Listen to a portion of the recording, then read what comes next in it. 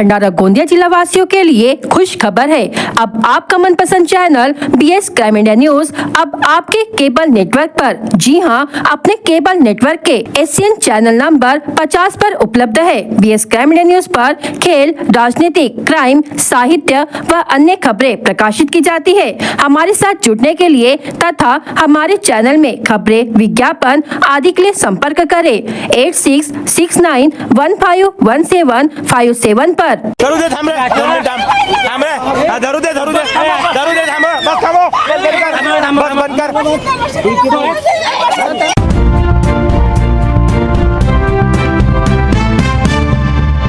ग्रामीण क्षेत्र के विद्यार्थी शहर के स्कूल और महाविद्यालय में आने जाने के लिए ST महामंडल की बसों का नियमित उपयोग करते हैं, लेकिन भंडारा से करडी जाने वाली बस में एक आश्चर्यजनक घटना सामने आई है, जिसमें महिला बस वाहक ने स्कूली छात्रा के बाल खींचकर उसे रोकने का प्रयास किया। इस घटना का वीडियो सोशल मीडिया पर वायरल हो गया है। इस मामले को लेकर ग्रामीण आक्रोशित हो गए हैं। इस घटना सुरेवाड़ा बस स्टैंड पर हुई। बस में स्कूली पास से संबंधित एक विवाद के चलते छात्रा ने बस से उतरने का प्रयास किया। तभी महिला वाहक ने उसके बाल खींचकर उसे रोकने का प्रयास किया। यह दृश्य देखकर अन्य यात्रियों के साथ ही बस में बैठे लोग भी आश्चर्य में पड़ गए। छात्रा दर्द से रोने लगी, लेकिन महिला चालक अपने गुस्से पर काबू नहीं रख सकी। घटना को देख एक व्यक्ति ने महिला वाहक का हाथ पकड़कर छात्रा को सुरक्षित बाहर निकाला। इसके बाद ग्रामीणों ने बस को रोककर महिला वाहक को बस से उतारा और उसके बर्ताव पर सवाल उठाया। ग्रामीणों का कहना था कि अगर छात्रा से कोई गलती हुई हो तो उसे समझाना संभव है, लेकिन बाल खींचकर शारीरिक चोट पहुंचाने का अधिकार किसी को नहीं है। घटना के बाद महिला वाहक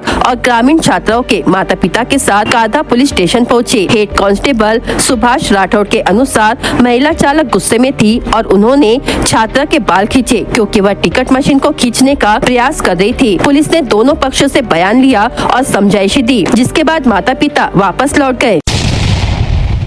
11वीं शरीफ के मौके पर मुस्लिम समाज की ओर से शुक्रवार शाम जामा मस्जिद चौक से भव्य जुलूस गौसिया निकाला गया। पीराने पीर हजरत शेख अब्दुल कादिर जिलानी रहमतुल्लाह अलैह की याद में आयोजित इस जुलूस की शुरुआत परचम कुशाई और सलातो सलाम से हुई। जैसे ही या गौस अल मदद और नारे तकबीर अल्लाहु अकबर के नारे लगे, पूरा नगर इस्लामी जोश और आस्था से गूंज उठा। जुलूस में बड़ी संख्या में धर्मावलंबी, बच्चे और युवा हाथों में हरे झंडे लेकर शामिल हुए। नात से हमदो नात और सलातो सलाम की मधुर प्रस्तुतियाँ दी। मार्ग में जगह जगह लोगों ने मिठाइयाँ, खीर, तबरुक वितरित कर जुलूस का स्वागत किया। जुलूस जामा मस्जिद चौक से निकलकर बैहर चौकी, देवी तालाब चौक, गुजरी बाजार, बस स्टैंड, रानी अवंतीबाई चौक होते हुए पुनः जामा मस्जिद चौक पहुँचा, जहाँ अमन और भाईचारे की दुआएं मांगी गयी। 11वीं शरीफ के पवित्र अवसर पर अब नगर में न्याज और दरूद फातिहा का आयोजन पूरे माह जारी रहेंगे। इस दौरान मस्जिदों में मिलाद और लंगर का दौर भी चलता रहेगा। प्रशासन की ओर से सुरक्षा के कड़े इंतजाम किए गए थे और पुलिस बल पूरे रूट पर मुस्तैद नजर आया। प्रकाश, शांति, सौहार्द और एकता के संदेश के साथ जुलूस गौसिया का सफल समापन हुआ।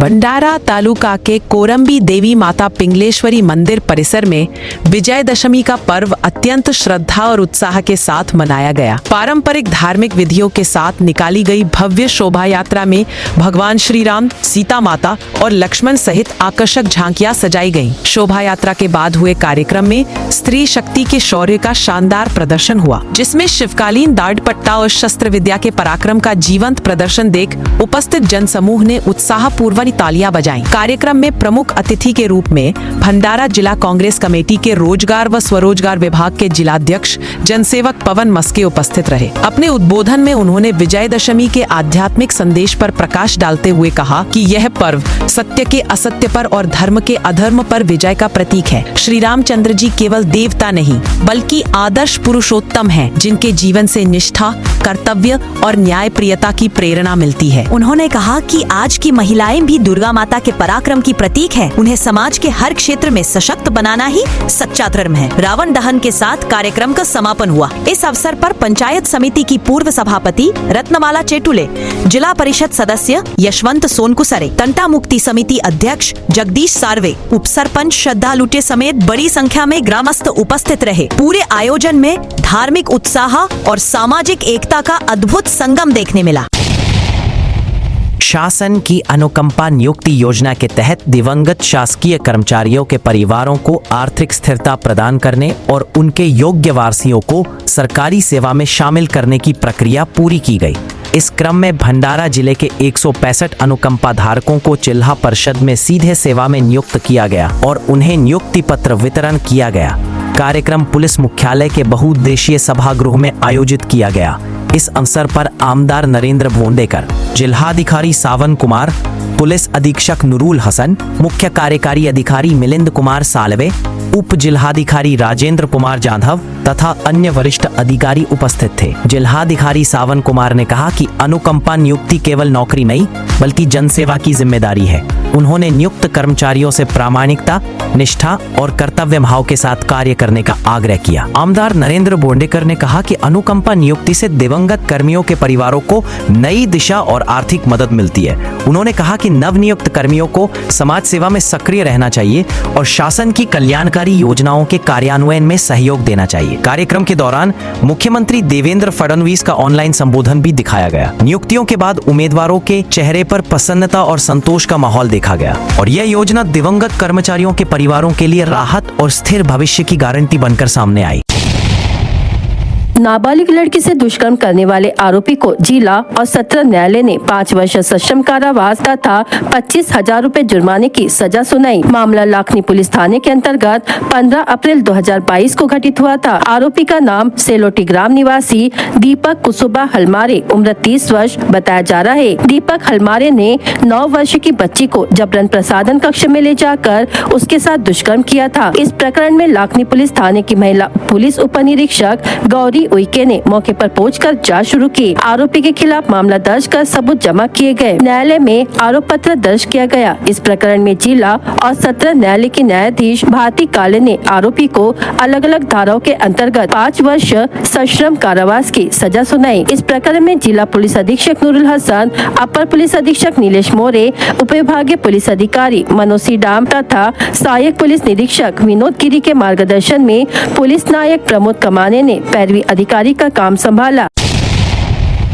गोपीनाथ मुंडे किसान दुर्घटना सुरक्षा आश्रय योजना को लाखनी तहसील में प्रभावी रूप से लागू किया जा रहा है। इस योजना के तहत बिजली गिरने, बाढ़, सांप या बिच्छू के डंक, करंट के झटके, सड़क दुर्घटनाओं और अन्य आकस्मिक घटनाओं में मृतक किसानों के परिवारों को वित्तीय सहायता प्रदान की जाती है। इस वर्ष तहसील कार्यालय लाखनी द्वारा कुल 25 प्रस्तावों को मंजूरी दी गई। शुक्रवार 3 अक्टूबर को आयोजित तहसील स्तरीय बैठक में 5 प्रस्तावों को अनुमोदित किया गया। इन परिवारों को 2-2 लाख रुपए की राशि प्रदान की जाएगी, जिससे कुल 10 लाख रुपए का लाभ मिलेगा। योजना के तहत किसान परिवार के 2 सदस्य जैसे किसान के माता पिता, अविवाहित बेटियां या बेटा लाभार्थी बन सकते हैं। आयु सीमा 10 से 75 वर्ष निर्धारित की गई है। इस योजना के अंतर्गत आकस्मिक मृत्यु पर 2 लाख रुपए का मुआवजा और गंभीर अपंगता की स्थिति में भी वित्तीय सहायता दी जाती है। उदाहरण के लिए दुर्घटना में दोनों हाथ, पैर या आंखें गंवाने पर 2-2 लाख रुपए, जबकि एक अंग गंवाने पर 1 लाख रुपए दिए जाते हैं। पिछले वर्ष लाखनी तहसील में वर्ष 2023-24 में 14 किसान घायल हुए और 11 किसानों के उत्तराधिकारी 2 लाख रुपए प्राप्त किए। वर्ष 2024-25 में मई तक 26 किसान घायल हुए और 25 प्रस्तावों को मंजूरी दी गई, जिसमें 11 किसानों को कुल 22 लाख रुपए वितरित किए गए। इस योजना से किसानों के परिवारों को आर्थिक सुरक्षा और राहत प्रदान होती है। आज दिनांक 4 अक्टूबर 2025 को दोपहर करीब 1:45 पर नागपुर रायपुर राष्ट्रीय महामार्ग पर शिवाजी ITI कारदा के पास सड़क दुर्घटना की जानकारी मिली। जगद्गुरु रामानंदाचार्य नरेंद्रचार्य की प्रेरणा से संचालित सड़क दुर्घटनाग्रस्तों को 24 घंटे निःशुल्क सेवा देने वाली एम्बुलेंस तुरंत घटनास्थल पर पहुंची। इस दुर्घटना में घायल आमगांव निवासी जितेंद्र सुखदास शेंडे उम्र 35 वर्ष और लीलाधर जयपाल मेश्राम उम्र 38 वर्ष ये दोनों अपनी मोटरसाइकिल क्रमांक MH36 QR2174 से कारदा से अपने गांव जा रहे थे। इसी दौरान शिवाजी ITI के समीप उनकी मोटरसाइकिल अनियंत्रित होकर सड़क पर गिर गई, जिसमें दोनों के सिर और हाथ में गंभीर चोटें आईं। घायलों को तुरंत भंडारा जिला अस्पताल में भर्ती कराया गया, जहां समय पर उपचार मिलने से उनकी जान बच गई।